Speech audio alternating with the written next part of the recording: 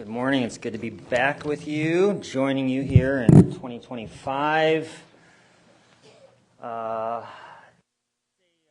a choice last week. Beth took us into the beginning of the year with a talk that I feel didn't get enough appropriate laughs. Her talk last week was called Let's Get Stoned. And I told her that I spent 20 minutes hotboxing my car before coming in, only to realize that she was talking about literal stones. So it was a great start to the new year, promising start to where we're going to go in this year. Really excited. And, we thought, why not just dive right in to the deep end with a little bit of a conversation around a simple topic of identity and consciousness and who is the I that we refer to. When we first introduced this topic here in pre-talk, I had some of the expected responses, including one person who, when we asked the question of who is the I that we're referring to and what is the self and does it exist outside of our mental constructs and all that, the response was, why do we need to talk about this? Can we just simply let it be? And that's a fair response. That's Lisa's response. Because any time that in life I've ever raised these really, really deep questions, or I'll listen to a podcast, I'll read a book, and it's just got some really great thing to, wrap my mind around, and I want to kind of toss it around with Lisa, and poor Lisa is so accommodating and so patient, but she just doesn't have the desire to ask those deeper questions or wrestle with it. She does a much better job of simply accepting reality as it is. Whereas there are some of us who are perpetually gnawing at the edges of who are we? And we're like a dog with a bone where we can't stop asking the questions. You may identify with this or not. The more you ask, the more you uncover. And do you ever get a feeling that it's like once you know something, you can't unknow it? And once you ask the right kind of question in the right kind of way, you can't unask it. You can't take that back. You can ignore it, but it's kind of sitting there. So we want to raise some deep questions in the coming weeks because it's January, it's the winter. This is the perfect time to spend in self-contemplation and navel-gazing, in hours of meditation as you wonder exactly who is the you that is observing those thoughts. Now, we're not going to go that deep, but I want to challenge us with some questions that don't have easy answers. Because I feel that it's good to ask those kind of questions, to ask the questions of ourself that promotes a deeper understanding of this reality that we exist in. We're not going to go full bore in all of this because like some of the things we're going to be talking about, there are hundreds of books, countless classes you could take at college, and so many more educated responses than what we can give. But we're going to kind of take this flyover approach in the coming weeks and hopefully peel back some layers.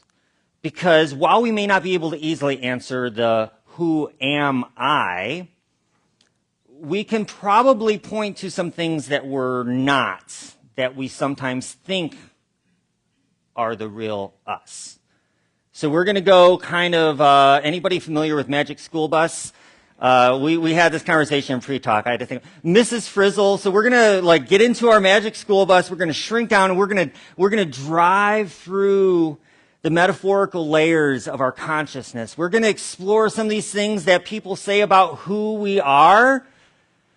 And I feel this is important because knowing yourself is not just something philosophers like Descartes tell us to do. This is a process of discovering what it is that we're working on. If we're trying to improve as human beings, what is it we're improving? We did a series last year called We Have Questions, and this could very well follow that same idea where we're going to be asking the questions that don't have the easy answers so that we can sit with them. For starters, when we're talking about who we are, what defines us, you have to acknowledge that right out of the gate, we are the subject trying to take on the role of the observer because we're in the thing that we're observing. Max Planck, who was a Nobel laureate, theoretical physicist in 1932, had the foresight to describe this conflict. He says, science cannot solve the ultimate mystery of nature, and that is because in the last analysis, we ourselves are part of the mystery that we are trying to solve. This is the same Max Planck who gave us the Planck constant and the Planck unit in quantum theory. So he kind of knew what he was talking about, a few things, and he's pointing to the fact that by virtue of our own existence, we are trying to step out of ourselves, and you can see right away the language that we try to use and how much it breaks down. We're trying to step outside of ourselves and observe who are we. But we can't do that any more than a fish can come outside of the water and realistically talk about the experience that they're immersed in. Pierre Desjardins, French theologian, scientist, deep thinker, he gave us another way to think about this, and I dropped this like a hand grenade in pre-talk because this provokes a lot of very different responses. Desjardins says, you are not a human being in search of a spiritual experience. You are a spiritual being immersed in a human experience. So right away, some of us are either nodding and saying, yeah, that sounds about right. And others are you're like, no, what does that mean? What do you mean spiritual? No, this is all up here. Okay, we're only getting deeper. So who is the real me? When we're trying to identify the real us, it sounds a lot like multiple personality disorders as you begin to kind of unpack the layers of who you are. Before long, you're sounding like Slim Shady. Will the real Slim Shady please stand up? I have to remind myself the age group and some of my examples. Ask your millennial children or grandchildren about Slim Shady. They would be happy to explain that to you. Who is the real me? Alan Watts says most people live in what I call the greenhouse of concepts. They're surrounded themselves with ideas about who they are and what life is, what should and shouldn't be, but the real you is what remains when all of those concepts fall away. You've heard the description of an artist seeing a block of stone and seeing the thing that is there and chipping away everything that's not that finished masterpiece.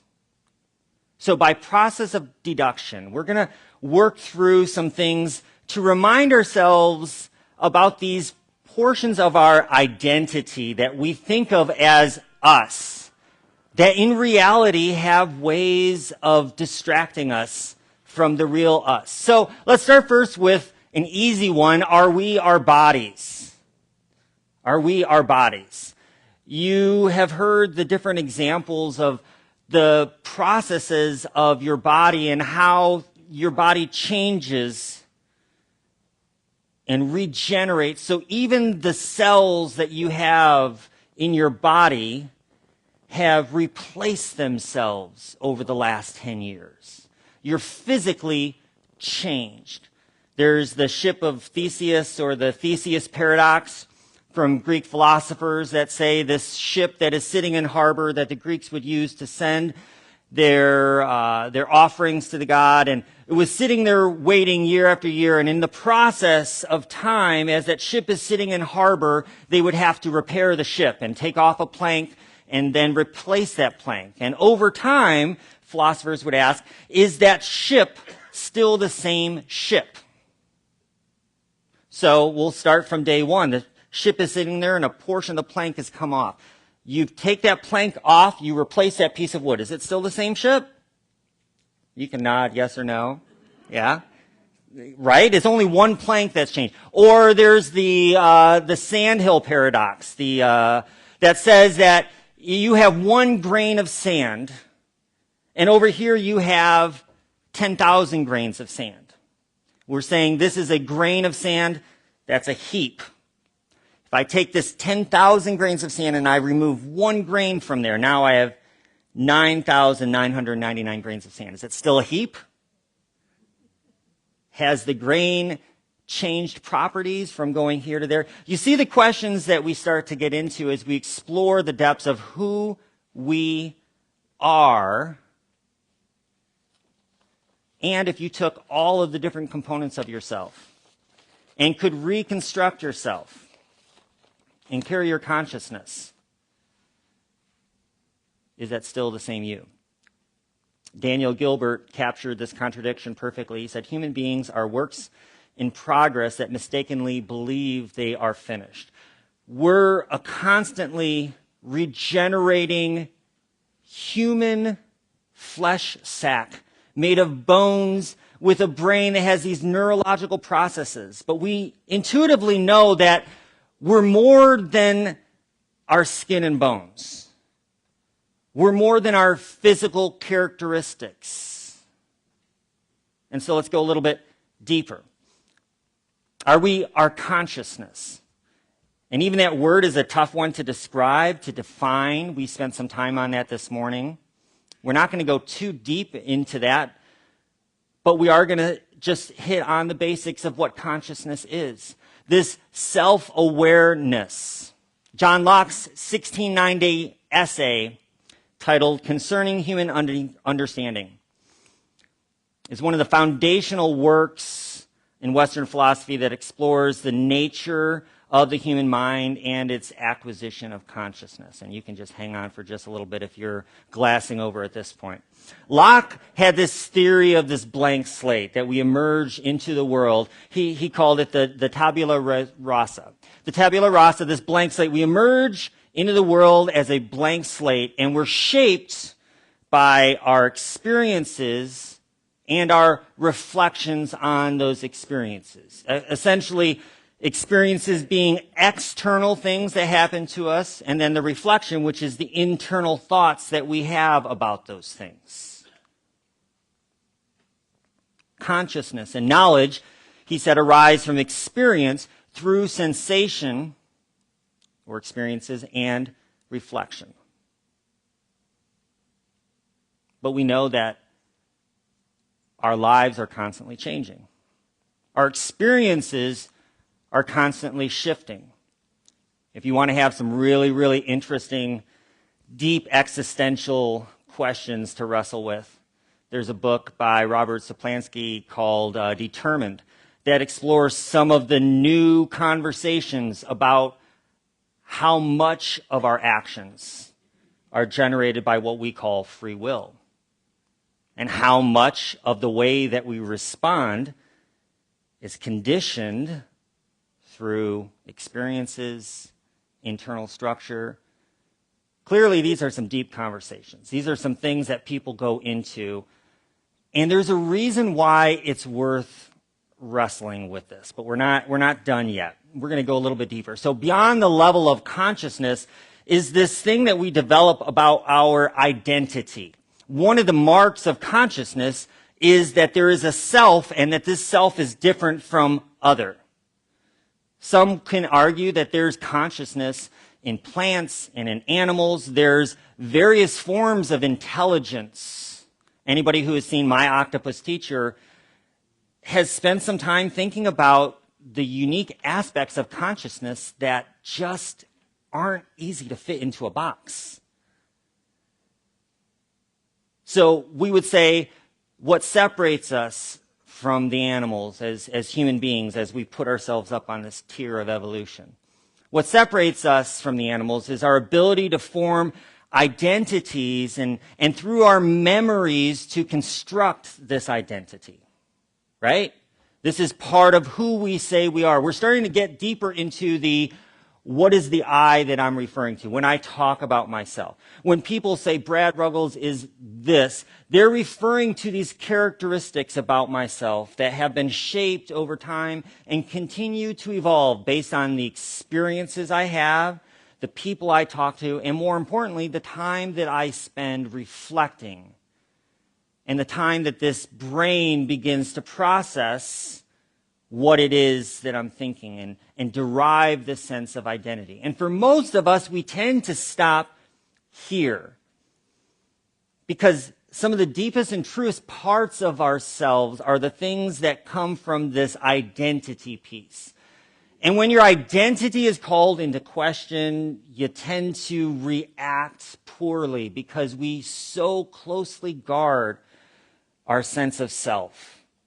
If someone accuses you of being a liar or a cheat, that hits you wrong because you know intuitively that that's not you. That's describing something about you that is not true. So are we our identities? Are we our memories? Locke was one of the first philosophers to tie personal identity to this ongoing process or this continuity of consciousness. He claimed that what makes someone the same person over time is not the sameness of body, or even, he would say, the sameness of a soul, but the persistence of consciousness. The ability to remember past experiences and recognize oneself as being the same person who had those experiences. Again, for many of us, we can kind of like start to agree with that or push back on that. We're saying, yes, there was a me that had experiences in the past. And it is the same person that is now standing here. But between that person and here, there's a whole host of change. I recently found a letter from 1999, December of 99. It was from our engagement time. And I read that letter, Lisa and I read that letter. And it's so fascinating if you've ever pulled out old journals or old notes to read things that you wrote and to deal with the cognitive dissonance of saying, I both wrote that and yet that does not feel like me. Does that sound fair? I've had to go through a lot of therapy in terms of integrating parts of myself that I've walled off because in my head it was easier to separate that part of me as happening to somebody else or someone else. Because to acknowledge that, to integrate that, means to incorporate it with the whole. I do feel there's some value, tremendous value, in incorporating the whole of your experiences. But to recognize that we are more than our memories. Those of you who have friends or loved ones in the early or advanced stages of dementia or Alzheimer's, as those memories go away, would we say that that person is becoming less themselves? If a person loses all memory, goes Jason Bourne and loses it, are they a new person? So are we more than our memories? Are we more than our experiences? Am I my thinking mind? Harvard neuroscientist and professor of psychology, Joshua Green, talks about a dual process brain, and he uses an analogy that's helpful in this regard that I'm going to use. This is the same concept talked about if anybody's read Thinking Fast or Slow. The intuitive, natural, fast response to things versus the slower thinking response to things. So we're talking about our consciousness and the two different layers of our consciousness that have evolved within our brain. And he uses the analogy of a digital camera, and this is helpful for anybody who understands some basic principles of photography. But if you've ever gotten a camera, especially one of the newer digital SLRs, single lens reflex cameras that have some of the different lens attachments and stuff, there's an auto mode on there, and then there's a little M. You can switch the dial to that. and that's the difference between automatic mode and what? Manual mode, right? So he would say that automatic mode, or this fast response, is our automatic default in how we respond to things. It's driven by our emotions, and it comes from the oldest part of our brain. The oldest reptilian part of our brain. It's fast and it's efficient because it evolved over time to focus on the really, really essential things in life. Fight, flight, feeding, freezing, or there's some other word about sex that would fit in there too. So those things are controlled by that level of our brain. It's the automatic response. It's that intuitive response and that thing that we step into so quickly because it's our emotional response and it's quicker to respond. Then there is the manual mode, or this slower thinking part. Again, if you're thinking in terms of the thinking fast or slow from Daniel's book, this would be the slower part that takes place in the frontal cortex. The most recent part of our brains to develop, also the most taxing, the hardest to use. If you've ever had a really emotional, difficult conversation where you've had to think really hard about what you were saying, when you were done, have you experienced that brain fatigue of having to use your brain so hard? And now research is showing us that brain energy is a measurable thing. We can use our brains in different ways, and it can tax us in different ways. This slower response, this more evolved response, takes more time, requires more space, silence, introspection, and contemplation. The problem arises when we try to apply automatic mode thinking to manual mode situations. When we so frequently identify with the reactive part of ourselves that we think of as us. And yet, as I'm wrapping up here, I'm gonna maybe poke some holes in that theory just a little bit, because we know that there is a deeper part of ourselves that is somehow observing these processes at work. If you've spent any time in meditation, especially mindfulness meditation, and we have a group going that Carrie has started, we've already got a good sign up for that. I'm really, really excited for that to start, because mindfulness is this process of awareness, bringing yourself to life as it is. It calls you to observe what is happening. And so as we slow down and create the space, our thinking mind begins to emerge. We begin to slow down, but then we even recognize that yet this frontal lobe, this part of ourselves that has evolved over time to give us this sense of identity, to allow us to separate us from others, to have future planning and forethought, and all these things that we think of as so advanced within our species. These are the same things that hold us back, that puts us in this predicament. That, as Ellen Watts says, trying to define yourself is like trying to bite your own teeth or kiss your own lips. It's this process of identifying who is the me that I'm referring to underneath all of this. This automatic versus manual mode thinking. One other good parallel, I think this one is in the bulletin, the quote from Thich Nhat Hanh. In neuroscience, they speak of background consciousness, or more subconscious actions, and that's equivalent to a Buddhist idea of store consciousness versus mind consciousness. So there's other language that's at play here. In Buddhism, Thich Nhat Hanh says, we speak of store consciousness as the part of our consciousness that always operates day or night. Store consciousness is capable of receiving information, storing information, processing information, and learning. Mind consciousness is much slower. While you're driving, if you encounter something very quickly to avoid an accident, that is store consciousness. That's a automatic quick response thing. It is learned and reacted very quickly. If you had to wait for your mind to make a decision, it might be too late.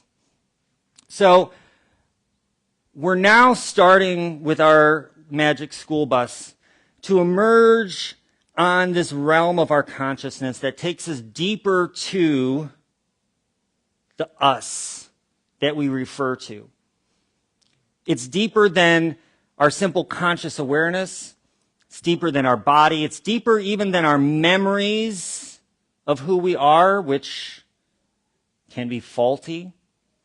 It's deeper than this identity that we cultivate in our response to the world. There is an us that thinks of itself. There is an us that can observe, if you give it space, everything. We speak of positive experiences. We used, one example was given this morning in pre-talk that I love. We use language like losing ourselves to love,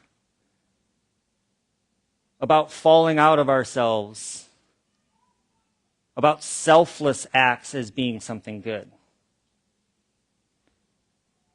As human beings, we have such a difficult relationship with this idea of self.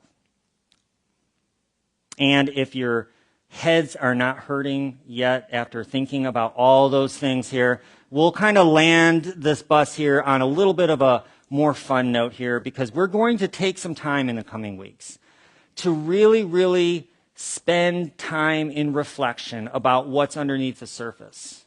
These are conversations worth having. They're tied to so many other parts of ourselves. This idea of us and what we think of. Here's one last perspective that will push some buttons for some, or maybe ring true to others. Meister Eckhart, when talking about the self, he says, the eye through which I see God is the same eye through which God sees me. My eye and God's eye are one eye. One seeing, one knowing, one loving.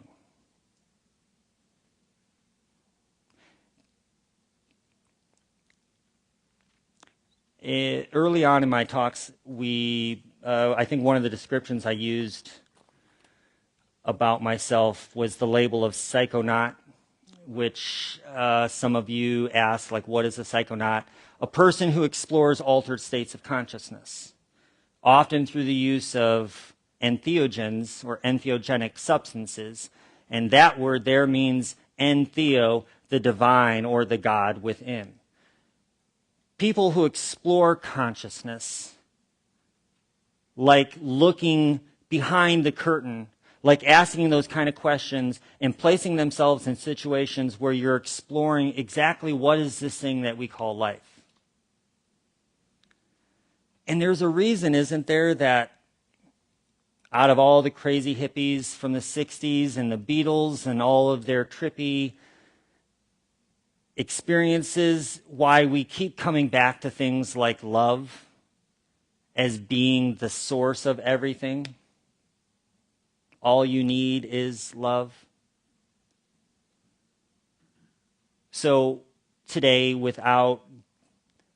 as we set aside kind of our thinking caps in this hard process of like the philosophical questions that go along with that, let's spend some time today reflecting on our deepest self as part of something bigger than us.